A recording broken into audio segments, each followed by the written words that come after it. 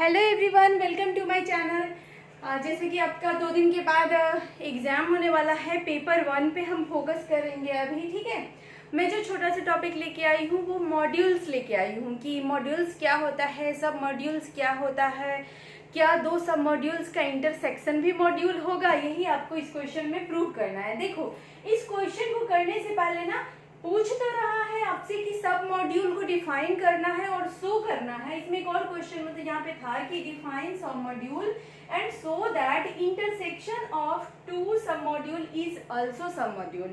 ठीक है, तो इसको हालांकि डिफाइन सब मॉड्यूल करना है, बट उससे भी पहले मॉड्यूल को डिफाइन करेंगे। ओके, तो यहाँ पे हम लिख देंगे इसके सॉल्यूशन में कि बिफोर डिफाइनिंग सब module we need to understand module. We need to understand module. अब ये मॉड्यूल क्या होता है ना, तो देखो जरा ध्यान से। क्या है ना कि आपने वेक्टर स्पेस पढ़ा है, उसी वेक्टर स्पेस को ना जनरलाइज करके मॉड्यूल बना दिया गया है। कहने का मतलब पहले थोड़ी सी देखिए इसको। कहने का मतलब क्या है ना कि जैसे कि मान लीजिए कि एक आपका ना कोई आर रिंग है, एक आर रिंग है और इस आर रिंग से एक एम मॉड्यूल है जो किसी तरह से कनेक्टेड है।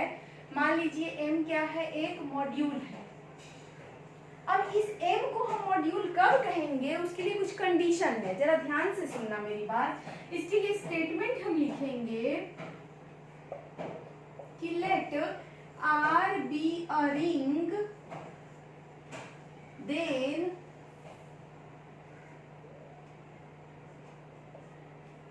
जो m है ना वो भी r से ही बिलोंग कर रहा है। ठीक है, इज कॉल्ड लेफ्ट मॉड्यूल। देखो मॉड्यूल में भी ना लेफ्ट और राइट होता है, तो लेफ्ट को समझाएंगे ऑटोमेटिक आपको राइट भी समझ में आ जाएगा। देखना जरा ध्यान से, पेशेंस रखना आप। ठीक है, then m belongs to r is called left module if it satisfy this condition. अब देखो कंडीशंस क्या है वही देखना है।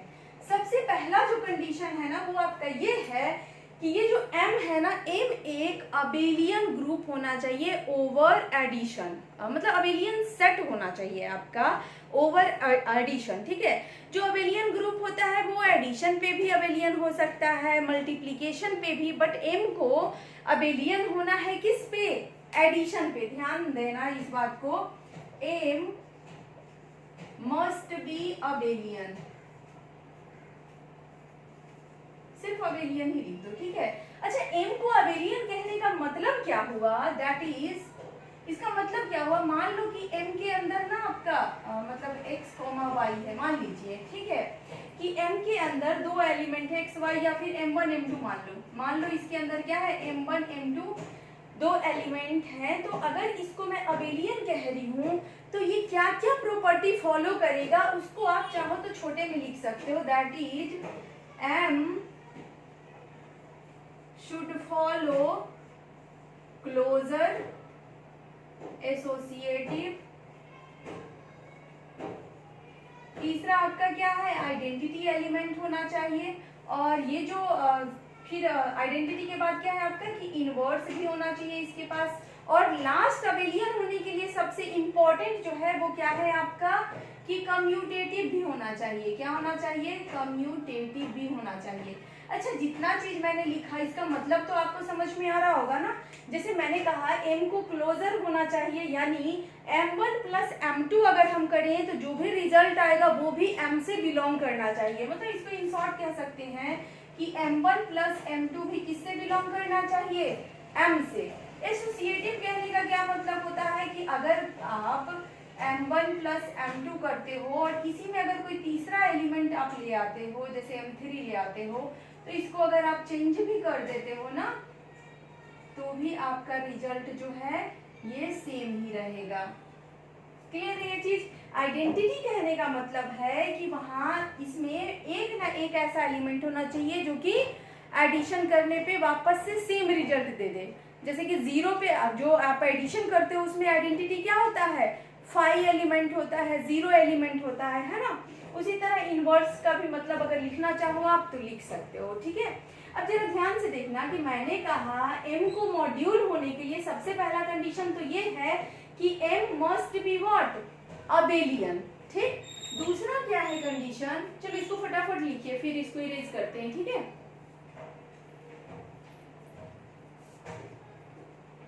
अब देखो इसको फटाफट इसको लिख लो। उसके बाद देखो मैंने कहा कि कुछ कंडीशंस हैं जिसमें एक तो आपने देखा कि m को अबेलियन होना जरूरी है, ठीक है। दूसरा जो कंडीशन है आपका, इसको इरेज कर देते हैं।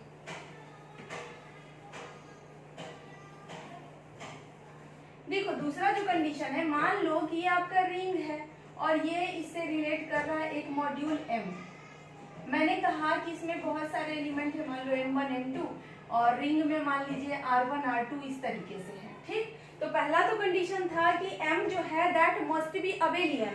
अब दूसरा कंडीशन क्या है, ये कहता है कि मैं चूंकि लेफ्ट मॉड्यूल को डिफाइन कर रही हूँ, तो यहाँ पे लेफ्ट कहने का मतलब है कि रिंग जब भी आप मल्टीप्लाई करोगे ना तो रिंग को आप लेफ्ट में रखो और मॉड्यूल को राइट में रखना है आपको, ठीक है। दूसरा कंडीशन है कि अगर मैं यहाँ पे अगर मतलब r को मल्टीप्लाई करती हूँ m1 प्लस m2 से, r मैंने कोई एलिमेंट ले लिया इसके अंदर, तो ये किसके बराबर हो जाएगा, rm1 प्लस rm2। सिमिलरली अगर मैं यहाँ पे दो मॉड्यूल यहाँ पे रिंग के दो एलिमेंट ले लूँ r1 प्लस r2 और इसको मल्टीप्लाई कर दूँ m से, तो ये आपका इस तरीके से हो जाएगा, ठीक है।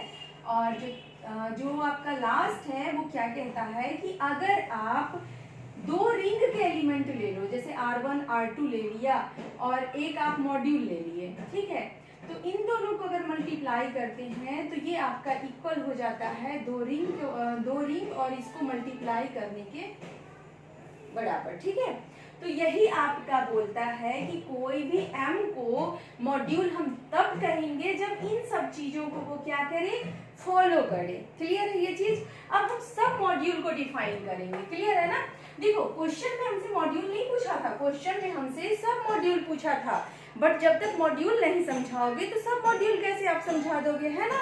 अब देखो जरा ध्यान से, अब हम डिफाइन करेंगे सब मॉड्यूल को। ये सब मॉड्यूल क्या कहता है आपको, देखो सब मॉड्यूल क्या कहता है, देखो रिंग एक r है, दिमाग में रखना। अब r से रिलेशन तो m का है ही।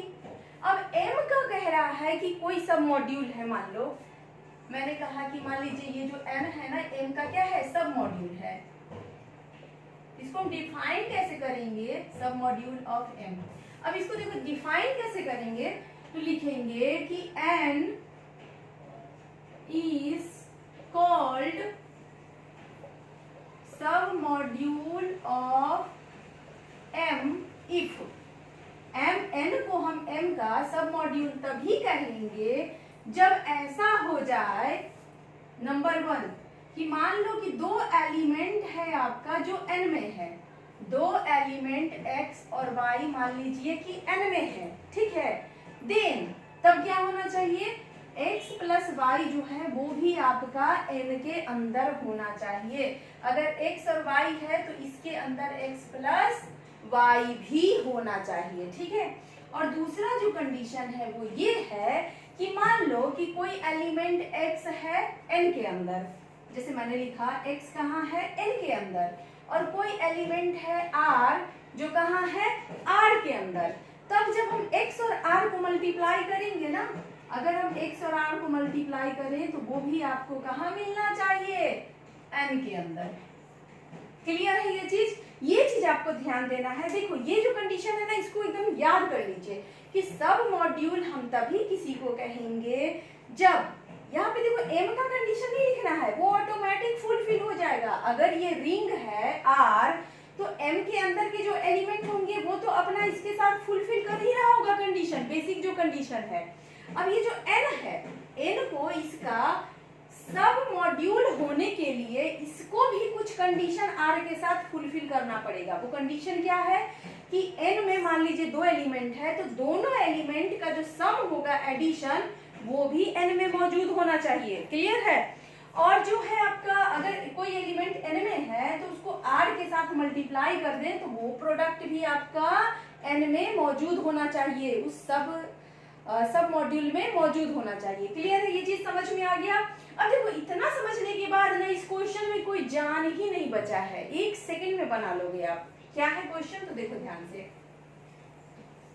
क्वेश्चन कह रहा है, क्वेश्चन जैसे कह रहा है उसको हम ना मतलब सिंबॉलिक में लिख लेते हैं कि let n1 and n2 are submodule of n। हमने n1 और n2 को क्या मान लिया, n का सब मॉड्यूल। फिर क्या होगा, अगर हम n का सब मॉड्यूल मानेंगे तो प्रूव क्या करना है, then we have to prove that n1 intersection n2 is also submodule of m था ना, सब मॉड्यूल ऑफ m। यही तो आपको प्रूव करना है। तो प्रूव कैसे करेंगे, तो ध्यान से देखो। किसी को भी अगर मतलब रफ में दिमाग में होना चाहिए कि अगर मैं कह रही हूं कि n1 इंटरसेक्शन n2 एक सब मॉड्यूल है, इसका मतलब क्या है कि n1 इंटरसेक्शन n2 में 2 एलिमेंट होना चाहिए ऐसा जिसका सम करूं तो भी वो n1 इंटरसेक्शन n2 में मिल जाए। ठीक है। दूसरा कि अगर हम रिंग से n1 इंटरसेक्शन n2 के एलिमेंट को मल्टीप्लाई करें तो वो भी इसमें मिल जाए। तो इसको प्रूव कैसे करेंगे, तो जरा ध्यान से देखना, दिमाग में रखना है कि मुझे साबित क्या करना है कि इसके अंदर x और y है और इसी के अंदर x प्लस y भी है, यही साबित करना है हमें। तो दिमाग में क्या रखना है, सबसे पहले चूंकि n1 and n2 are also submodule, आखिर भाई n1 और n2 भी तो सब मॉड्यूल है, तभी n1 और n2 तो पहले क्वेश्चन में ही कह दिया कि 2 सब मॉड्यूल है, तो n1 और n2 2 सब मॉड्यूल है। चूंकि n1 and n2 are also submodule, let हम मान लेते हैं कि x जो है ना वो n1 के अंदर है। अगर ये सब मॉड्यूल है तो हम मान सकते हैं ना, सब मॉड्यूल कहने का मतलब हम मान लेते हैं कि n1 के अंदर 2 एलिमेंट है x और y। हमने ऐसा माना कि n1 के अंदर 2 एलिमेंट x और y है, और अगर मैं कह रही हूँ कि n1 के अंदर x है और n1 के अंदर y है और n2 जो है इसके अंदर आपका